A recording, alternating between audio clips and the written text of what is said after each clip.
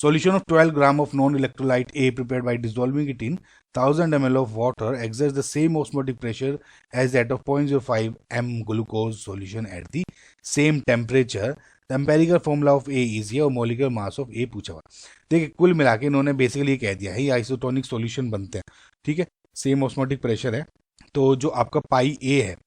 वो पाई आपके ग्लूकोज के इक्वल हो जाना चाहिए। अब एक बात देखिए, यहाँ पे तो ए आपका नॉन इलेक्ट्रोलाइट दिया हुआ है और इधर खुद से ही ग्लूकोज है जो कि खुद एक नॉन इलेक्ट्रोलाइट होता है, यानी आई इक्वल्स टू 1, यानी आपका जो पाई ऑस्मोटिक प्रेशर का सी आर टी का फॉर्मूला लग जाएगा। ओके,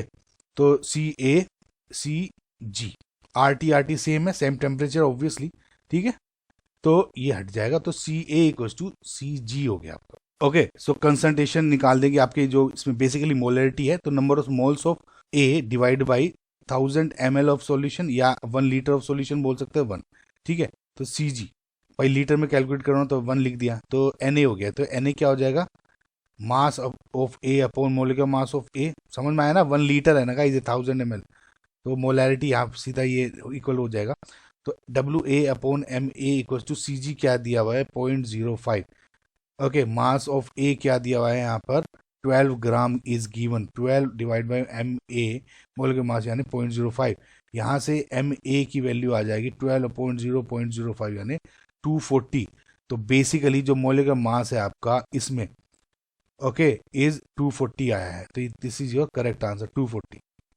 ये एम्पेरिकल फॉर्मूला कंफ्यूज देते ना देते इसका इतना कंफ्यूजन नहीं है, लेकिन इसका एग्जैक्ट फॉर्मूला क्या होगा वो पूछा जा सकता था, तो आप इससे अकॉर्डिंग, जैसे इसका कार्बन है 12, ठीक है, 2 हो गया हाइड्रोजन के और ऑक्सीजन 16,